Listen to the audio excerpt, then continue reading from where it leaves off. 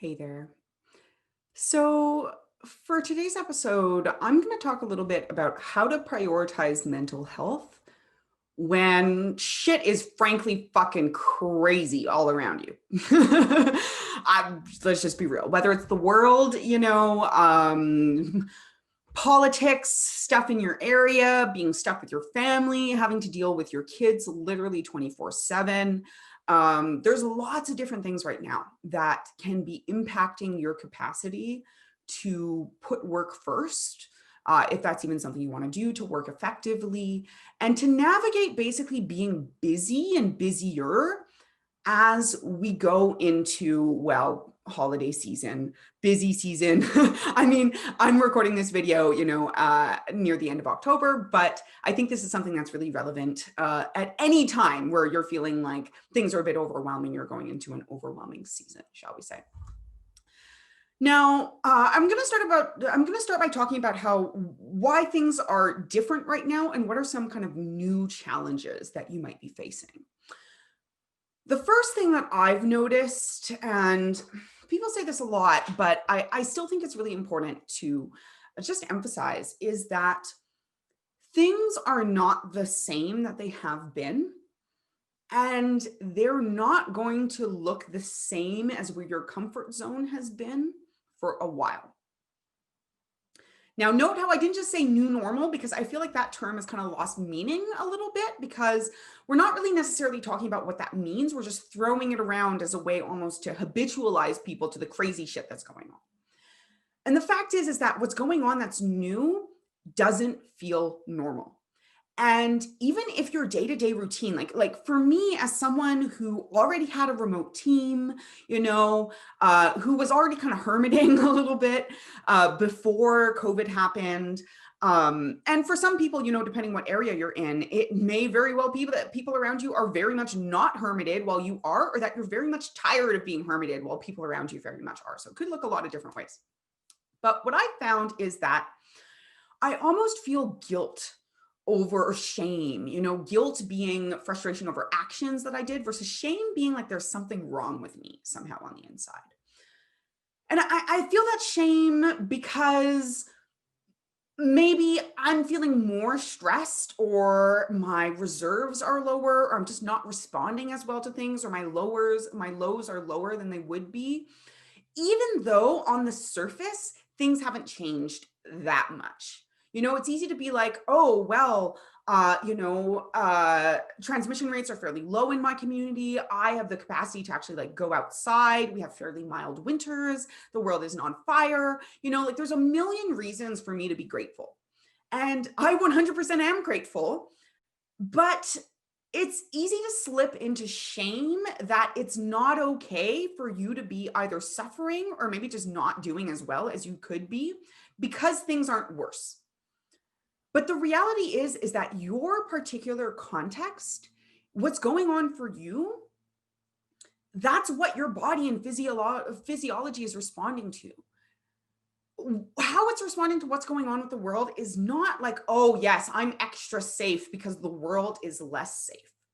No, your brain and your body are thinking the world is less safe. I must be less safe, right? Like, even if you're not consciously thinking those things, that's what your body is thinking. If you're not familiar with how like stress and cortisol work, we have this tendency to think that these are mental issues, that if we just do better somehow, we can defeat our stress. But in reality, stress is a physiological experience. That means it's something that's measurable in your body, even if you're not aware of it in your mind, that is based on your body feeling unsafe. Literally, like you are being chased by a lion and you need to fight it or run away or freeze and play dead. And it's taken me a long time to separate kind of my self-worth from my experience of stress. Where, for example, I can have a great afternoon like I did on Sunday, driving around with a partner, having a really in-depth conversation. And then we went to go pick up groceries. And it was kind of like a takeout window style from a small shop. And she peppered us with like 10 or 15 different questions. And I got home and I just noticed that I was feeling kind of like tense and my body was worked up and I was in a state of stress. And when I looked back on the day, I'm like, all of those experiences were positive.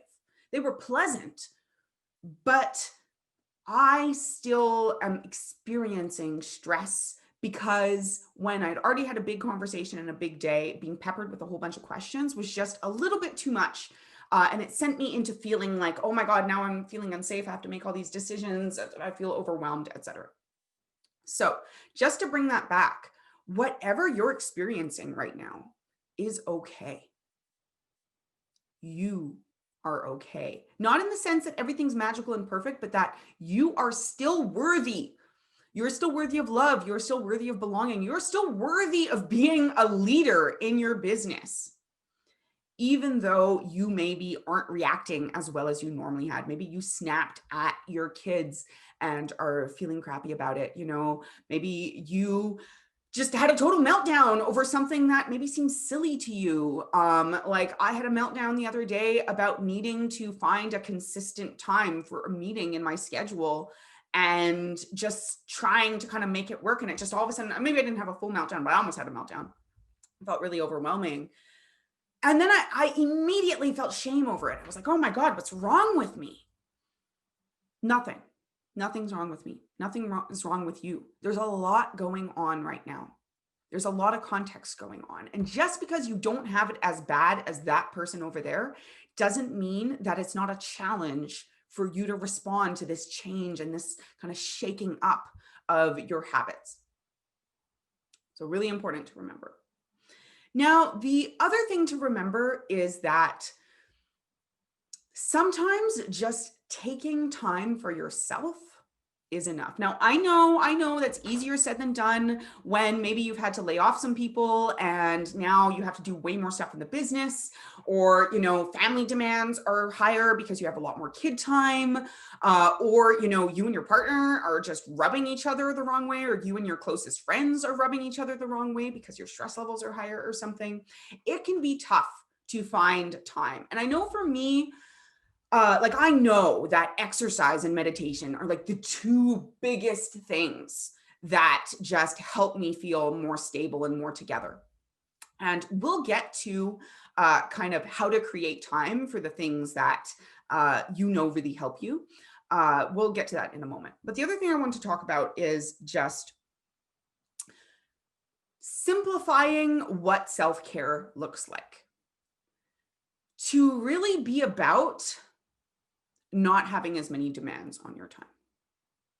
So what I mean by this is, even if it's just half an hour after your kids go to bed or something, maybe if it's just waking up an hour early, or just having an hour to yourself in the morning, or half an hour or 20 minutes, just having some time set aside where you don't have to do anything that you don't want to do. Let me repeat that again. Having some time where you don't do anything that you don't want to do. Now, as part of the podcast and stuff, I interview a lot of people. If you've listened to the podcast, you know that one of the questions I always ask is, what is the number one thing that you do to preserve your wellness?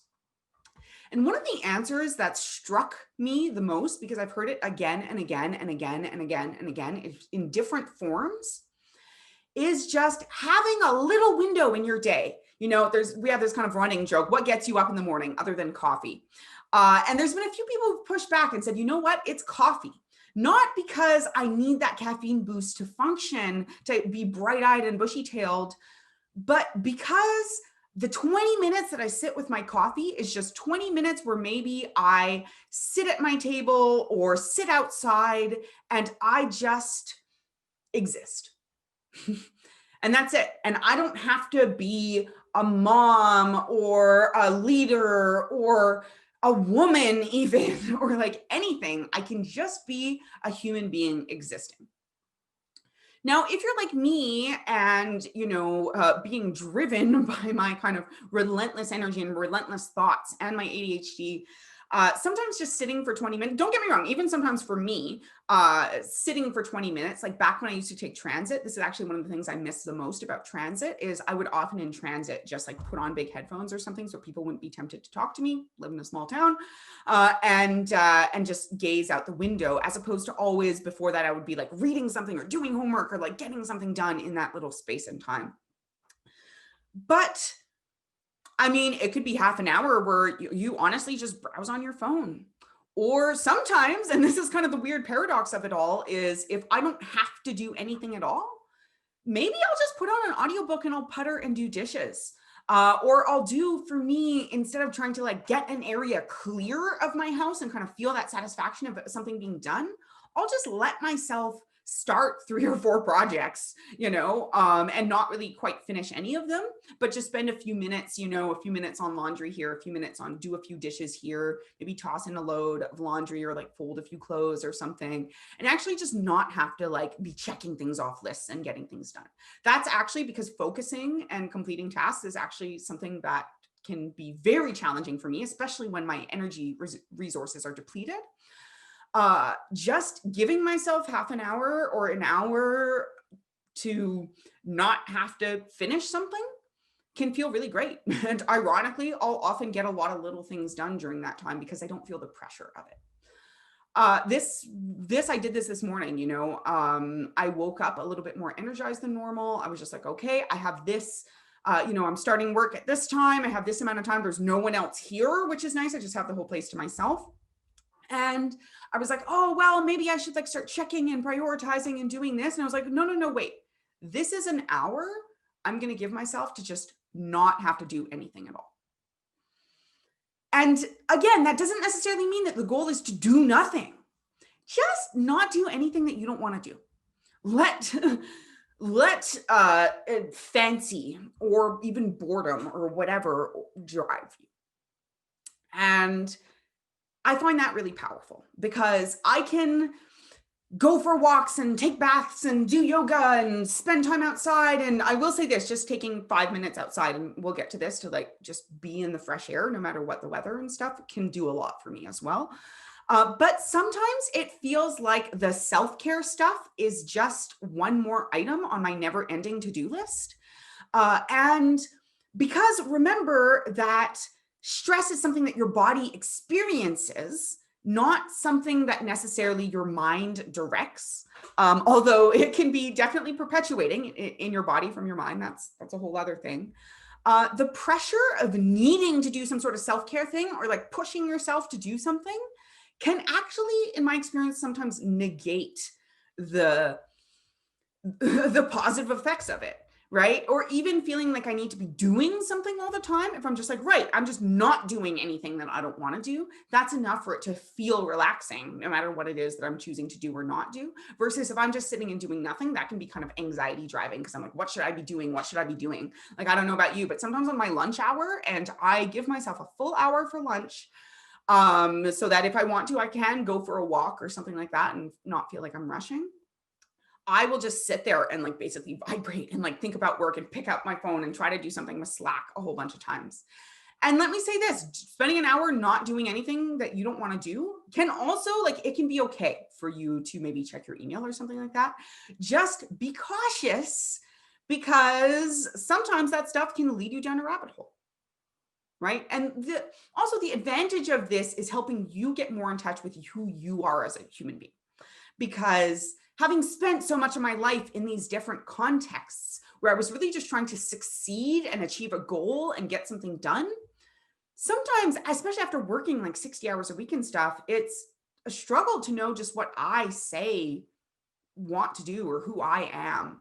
Because it's constantly about, okay, how can I make sure to like minimize stress in this way or get this thing done for the house or make sure that if this partner is satisfied or that the team has everything that they need or that revenue is where it needs to be, or, like there's a million things that really aren't about me, just about things that I want to achieve and get done and accomplish.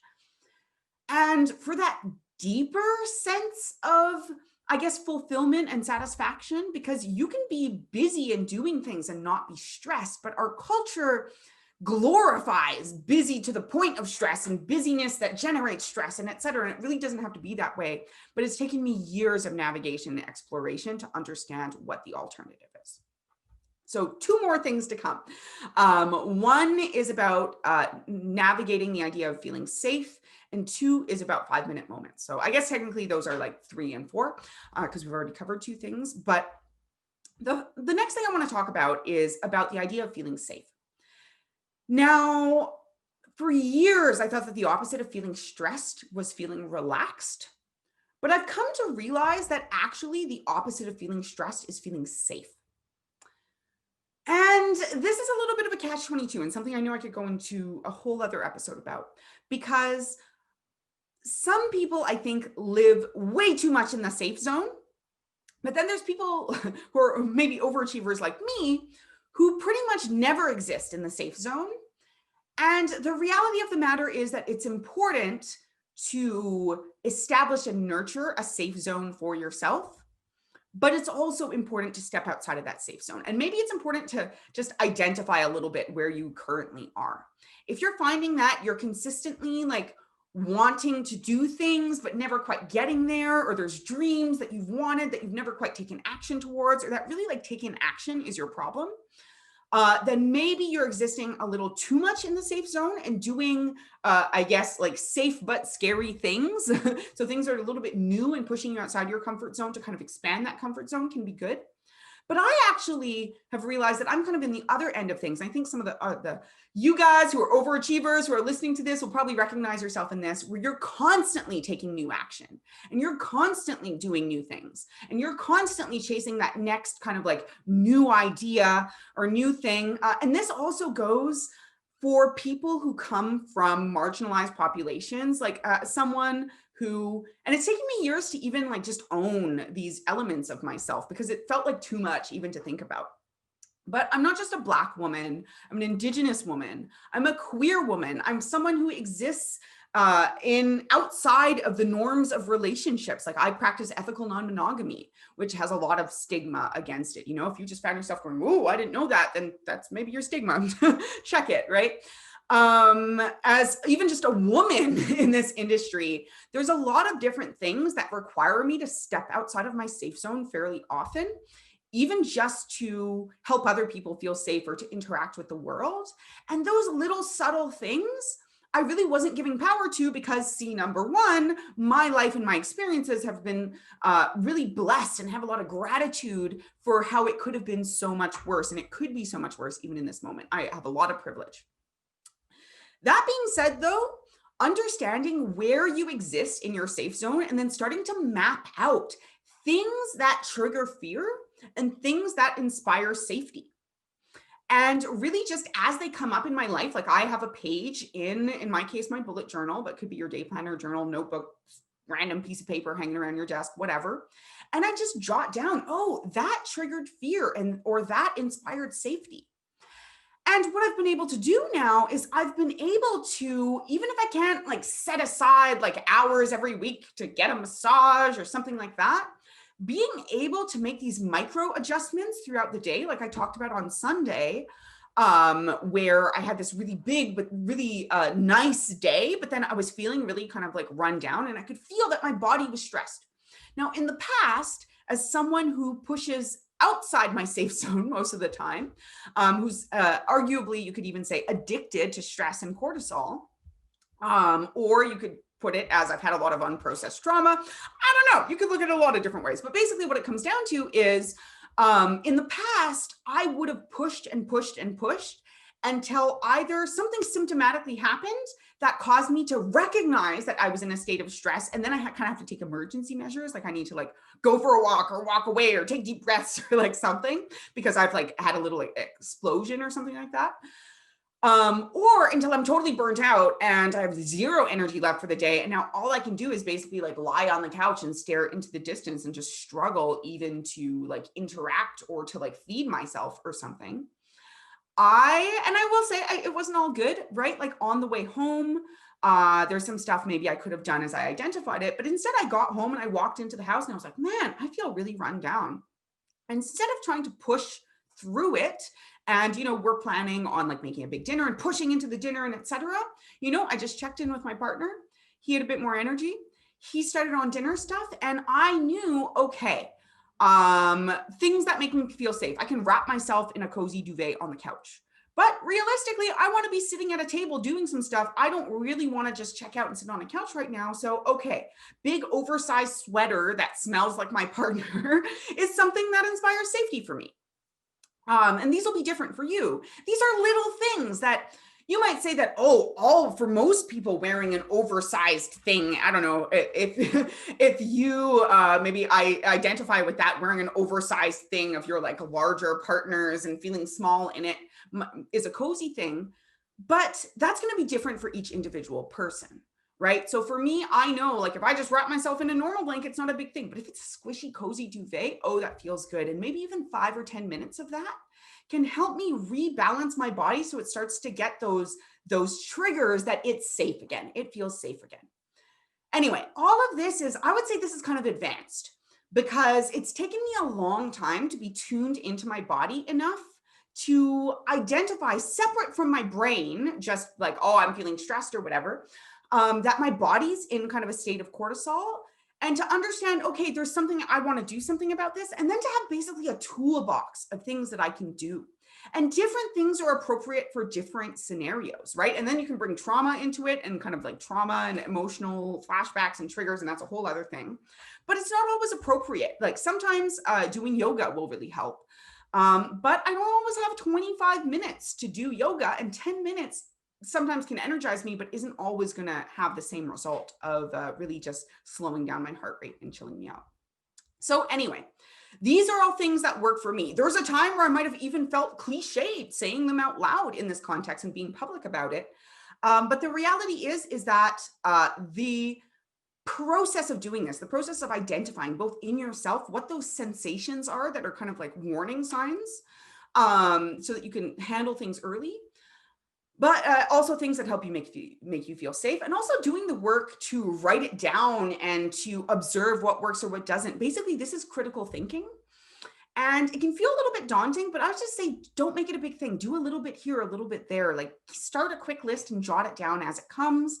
And what I found is that this once again takes the pressure off for me of feeling, oh, I'm so overwhelmed. I need to do some big thing to relax, to avoid like ripping this child's head off or something.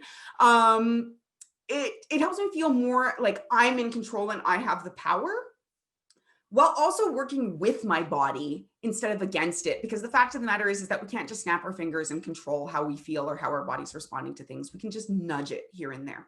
But nudging can be super effective. Just like if you've ever had a client project where if you kind of set the expectations and the boundaries, it can be the difference between things going totally haywire and things going smooth again and again. That's the same thing here. Nudging can be so powerful for yourself. All right.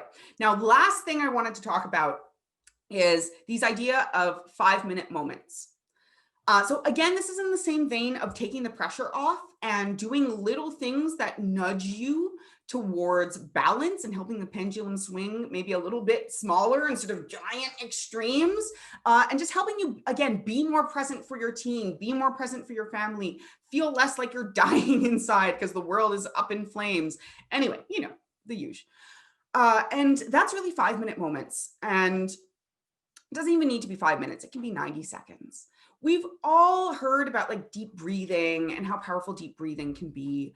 Now, it may just be because, you know, being a little bit neurodivergent, emotional dysregulation is a common symptom of ADHD, which means that I feel the same feelings that neurotypical people feel, but I do have a harder time managing them, which means I am the perfect person to listen to for this stuff because I have to work hard. Like people look at me and they see someone a lot of the time who's like high energy and smiling and like neutral and compassionate and all this different type of stuff. I have to work so freaking hard to be in this space.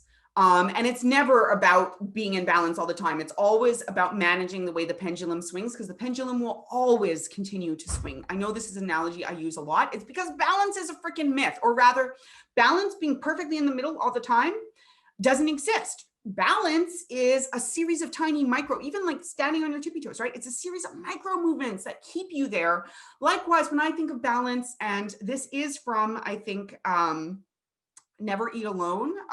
It's a book on networking and stuff. Maybe the one thing. Anyway, I was reading both those books at a similar time. So this is not a concept I came up with, but the idea that pendulum swinging back and forth is a much better kind of visual to aim for, where, yeah, it's going to swing too far in each direction. You just got to keep it swinging and maybe reduce the swing so it's not so extreme, is just far more realistic than expecting this like magical state of balance that never changes. Change is reality in life. And the image that a counselor has helped me with that I found so helpful over the months that I've been applying this is that, and I referenced this a little bit before, is that life can be a chaotic tornado. And you can't control the wind, you can't control the tornado. All you can control is where yourself and where you're at there in it. So rather than try and bring yourself to this perfect state of equilibrium, there's really two things that I focus on. One is keeping my feet literally firmly grounded. And two is being aware of the sky and the air around me. So this can look a lot of different ways. For me, stepping outside is really powerful, especially during lockdown, especially now. I used to live, if those of you guys have been following my story, you know that I have lived in a fifth wheel trailer where I first started in Nancy. Then I lived in a tiny cabin where my bedroom was my office and it had no insulation, a lot of mouse damage, and it was just really bad. Now I have the privilege of living in a true home. It's a 4-bedroom house. I have an office, and it's easy to forget to go outside as much when, I was living in this tiny enclosed space that I didn't really like being in. It did push me to go outside more. And now that I live in a bigger space, it's reminded me just how important it is to just change your context and surroundings. Step outside for a minute. If you're fully in lockdown, some places are having second waves and stuff. And, I just acknowledge maybe that's not possible for you. But I mean like 5 minutes. I don't mean like going for some big, giant, long nature hike. If you have a natural element near you, like a lake or a pond or a forest or a stand of trees or the ocean, that can kind of supercharge this. But I literally just step outside my back door, sometimes in bare feet, sometimes not, and just put my feet on the ground and just feel the way the ground feels underneath me. And I'm a word person, so I describe it in my head. Like, what does this feel like? Similarly, the sky, I'm like, even if you can't literally see the sky above you because you're inside or something, I'm like, right, feet on the ground, air above me. I'm in a container. I'm a human in a container, being contained with sky and earth. And this might seem a little abstract. It's rooted in the concepts of mindfulness. Now, also when I'm feeling overwhelming emotion, I do a similar mindfulness process where I sit down. I'm like, what does this feeling feel like in me? Even if it's stress or fear or sadness or whatever, does it feel like a tightening, in my chest? Does it feel like a weight behind my eyes? Does it feel like a burbling in my stomach? And I'll just sit there and I'll describe the way things feel, the ground, the air around me, and my feelings. And I challenge myself to do this for just 90 seconds. And I don't time it, just quite often when I do this, I find whatever I'm feeling and experiencing starts to lessen. I know I've had the suggestion to just kind of like focus on my breathing without impacting it. Sometimes I just number my breathing, like breathe in 1, breathe out 2, go to 10, start over. These are all little things I've picked up from like meditation and mindfulness. But it's not sitting down and doing a big session. If you can, and if you're feeling moved to, I say big session, to do like 10 minutes or 20 minutes of meditation, 10 or 20 minutes of movement of some kind, whether that's like walking or stretching or yoga or range of movement exercises or et cetera, all of that can be super good. But when shit's crazy and you have so many different things depending on you and you have a big task list and stuff, just taking a few moments here and there, 5 minutes or less, 90 seconds to feel the ground under your feet, the sky above you, to physically define what it is that your body sensations are doing. Just try it. It sounded weird and abstract, and I couldn't logically see how it connected to everything before. Now I do understand some of the science behind it. Basically, like your eye cannot observe itself. So by observing your feelings, you're creating distance in your brain. That's a super simplified version. But I'll say this is that just try it. Just try it. Like, just try it. See how it works for you. See how you like it. Play a little bit with, your setting or what sensations you're observing or et cetera, but just try it. Because this has been like a secret freaking weapon for me, someone who spent 30 years trying to navigate stress and emotions and all this different type of stuff. So powerful. It's truly changed my life. Anyway, Hopefully this has been helpful, giving you a few different approaches when shit is crazy. You have a lot of stuff on the go. You can't change a lot of what's going on in your situation. You can't change what's going on in the world. Hopefully these 4 tips will help you, as they have helped me, to make gradual progress towards keeping that pendulum swinging just a little bit smaller, keeping the smile on my face. I won't say I smile all the time, but allowing me to be sincere and present while I'm doing this video. In all candidness, I've been struggling for a few weeks or months now to get like the video and audio and stuff fully produced, especially the solo stuff. And the reason I'm here talking to you today is because this stuff works. And this is the stuff that I, it's drawn from things that I've heard or been told or, worked with a professional to understand, or expert science, all that kind of stuff. But this is the real talk versions of it. It really is the real talk versions. This is what I, Sayada, Say Gabriel, have experienced and tried and workshopped, and what I found to be really effective. Hopefully presented in a way that you can do the critical thinking and adapt it for yourself as well, without adding one more big thing to your to-do plate. All right, guys. As always, I hope you have a great rest of your day. I hope you can use these tips to generate just a little bit more space for you in how you're approaching your day, how you're approaching your team, how you are approaching the dumpster fire that is a lot of shit going on right now. Yeah. Hopefully this can keep you warm, but not burning or constantly putting out fires. But even if you are, this should help. Anyway, have a good one, guys.